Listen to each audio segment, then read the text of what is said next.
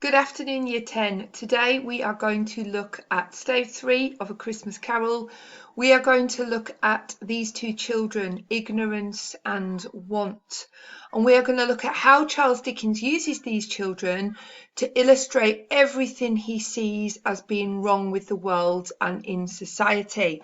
So we're going to start as ever with our silent do nows. Let me pull that up for us. Here we go. And we have got 3 questions there on Macbeth and 3 questions on in Inspector Calls. So as ever, what I want you to do is I want you to pause the screen, have a go at the questions, and then we will go through the answers together. So number 1, who does King Duncan name as his successor? It's Malcolm, his eldest born son. So although this play is written in 1606, it's actually set in the 11th century, and it's set at a time when kings of Scotland were able to name their successor. They were able to name the person who would take over the throne after them. But in the play, we find out that Duncan has named his son, and Macbeth is not happy about that. He obviously has been promised by the witches that he will be king, and he sees Malcolm as standing in his way. Number 2, what reasons does Macbeth give for not killing the king in Act 1, Scene 7? Now, in his soliloquy and in the scene following, he gives multiple reasons why he should not kill the king, why he should not commit regicide. These are the reasons. He says he is Duncan's kinsman. They are family. He is Duncan's host. Duncan is staying in the castle. He is Duncan's subject, and Duncan is his king. He also says the king has been good to him. And he admits himself that Duncan is a good king. He bears his office well, he's clear in his great office, and he has virtues that will plead like angels. He is a good man and a good king. They look not like the inhabitants of the earth, and yet are on it. What does this tell us about the witch's appearance? So this is spoken in Act 1, Scene 3, and we understand that the witches do not look like humans. They are strange, unnatural, possibly monstrous. They do not look like everyday people, which of course would have been terrifying to the original audience in 1606, who believed so implicitly in witchcraft. So let's move on to an Inspector Calls. There are millions and millions and millions of Eva Smiths and John Smiths. This is the inspector speaking just as he's about to leave the stage. How is Priestley using Eva here? Priestley uses Eva Smith as an everyman character. That means that although she is one woman, she stands for and she represents all working class people. And Priestley is using her very cleverly there to show that her fate, what has happened to her, the unfairness that she has experienced, that can happen to any working class person. So number 2, what is it that prejudices Mrs. Burling against Eva when Eva goes to her charity for help? Eva calls herself Mrs. Burling, which Sybil sees as a great impertinence, and she says that she was prejudiced against Eva from the start. Eva did not have a hope in hell of getting any assistance from Mrs. Burling. And because Mrs. Burling is the head of the charity, she uses her influence with the other women so that they all refuse Eva help. And as we know, that is her last chance of help and hope, and very shortly after that she commits suicide, killing not only herself but her unborn child. The 2 upper-class characters in the play are Sybil Burling and Gerald Croft. Sybil Burling is Mr. Burling's social superior. Mr. Burling is a self-made man. He's middle class. Sybil Burling is upper class. Gerald Croft is the son of Lord and Lady Croft. He is also upper class. Okay, so today we are going to have a look at ignorance and want. Now, A Christmas Carol is a Gothic novel, a Gothic novella. That is the genre, the style of the story. And in Gothic literature, we have this thing called the uncanny. And the uncanny is where things that should be normal and usual and familiar appear in a strange or frightening way. So Sigmund Freud, who is a very, very famous psychologist, said that the uncanny was that class of frightening which leads back to what is known of old and long familiar. Well, what does that mean? It means something which should be familiar and normal appears strange or weird, and it's terrifying. It's very scary. Something ordinary appears frightening. Something everyday appears in a terrifying and unusual way. And the strangeness unnerves us. It causes us to be afraid.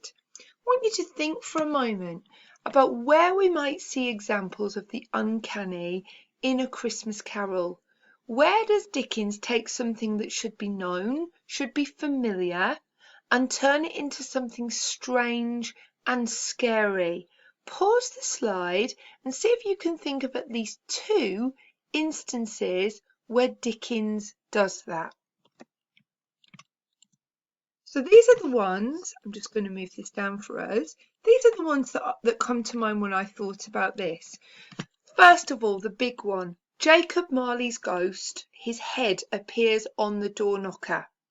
Now that is the uncanny. A door knocker is very ordinary. It's something we see every day. And yet suddenly it has the ghostly face of his dead business partner. That is going to be scary. That's going to unnerve Scrooge. A few moments later, Jacob Marley himself appears. Now, Jacob Marley is very familiar to Scrooge. They worked alongside each other in the counting house for years and years. And yet, Jacob Marley has been 7 years dead and is now appearing as a ghost. So whilst Marley himself is very familiar, the fact that he's now appearing as a ghost is terrifying and unfamiliar. It is part of the uncanny. The Ghost of Christmas Past shows Scrooge his past. Now, our past, our memories, they should be familiar to us. Though Scrooge, in Stave 2, is forced to look at his past in all of its stark reality. He relives that past, and it terrifies him. He can't bear to see any more. Haunt me no longer. And he tries to jam that cap down over the spirit's head to put out the light, to put out the truth. What we are going to look at today is a huge part of the uncanny. Ignorance and want. They are children. They should appear as innocent, and yet they appear as terrifying. In Stave 4, The Ghost of Christmas Yet to Come takes Scrooge into the future, and he, as part of that journey, he ends up in a room with a dead body. He does not realise that he is the dead body. We have the body laid out, and then we have, Dickens describes rats scratching at the fireplace and a cat meowing and clawing at the door to get in. We have this sense that they're going to eat the body. Now, a fireplace, rats, cats at the door, they're normal everyday things in Victorian London, and yet here they take on a beastly, monstrous meaning. And then another piece of the uncanny that I thought of is when Scrooge sees his own grave at the end. Whilst graves are very sad, they are quite normal. We've seen graveyards, we've seen the cemetery, but he sees his own grave. So something that is normal and ordinary suddenly becomes monstrous and terrifying. So these are some examples of the uncanny in our book, A Christmas Carol. We're going to focus on these 2 delightful children today, ignorance and want. These are the 2 children that the ghost of Christmas present has underneath his cloak, and he reveals them to Scrooge at the end of Stave 3. So we're going to have a think about this. Our second ghost, he embodies Christmas spirit. He's jovial, he's jolly, full of joy. At the end of Stave 3, he shows something to Scrooge that is awful, hideous, frightening, unexpected. So we're going to read this part of the novella. It's on the next slide. As we read, we're going to think about, who are these children? What's our impression of them as readers? How are they presented to us by Dickens? And how do they challenge our normal ideas that we might associate with children? And particularly we're going to think about, what do children usually represent in books and literature? So we're going to think deep, and we're going to think, why do we think Dickens is presenting children in this hideous, frightening way? So here we've got our extract. I would encourage you to pause the screen now, read through it carefully. I've highlighted for you there some key use of text that really presents these children as monstrous, as horrible, unexpected, and not normal. I would encourage you to make a note of that text because it's key textual reference that we can use when we're talking about ignorance and want. So pause it now, read it through. How is Dickens presenting the children? Okay, so we're back to our questions. We're going to have a little think about this. Who and what are these children? How do they challenge our perceived ideas about children? Okay. So we'll just go back. I just want to establish for you that children in literature usually represent innocence and even purity. Children are young, they are reliant on adults to make good decisions, they are pure, they are innocent. And yet here we have these monstrous, terrible, wolf-like children. So we want to understand this. These two children represent everything that Dickens believed to be wrong with the world. If we go back to our text, we see here, the boy is ignorance and the girl is want. Want is an old word for poverty. The boy is ignorance, the girl is poverty. Beware them both, but most of all beware the boy, ignorance. For on his brow I see that written which is doom, unless the writing be erased, unless things change. And we see here that the Spirit shows these awful children, and Scrooge cries out, have they no refuge or resource? Is there nowhere they can go for help? And the Spirit turns on him with his own words from Stave 1. Are there no prisons? Are there no workhouses? So we can see there that the Spirit is showing Scrooge the foolishness of the words he spoke at the start of the book. He's showing Scrooge up. Let's have a look at our learning notes. So these children represent ignorance and poverty, and Dickens believed that ignorance and poverty encapsulated everything that was wrong with the world and society. Ignorance means man's lack of education and understanding. And a lack of education, a lack of schooling, prevented the poor from being able to help and support themselves.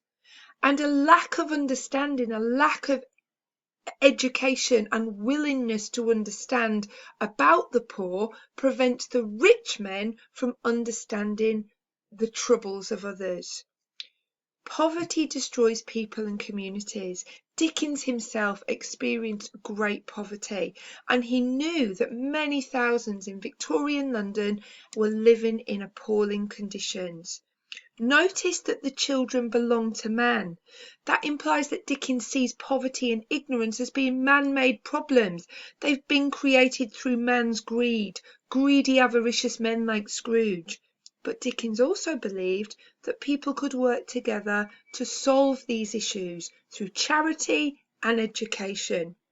And Dickens' own beliefs here totally challenge that Malthusian economic theory that Scrooge is a big believer in.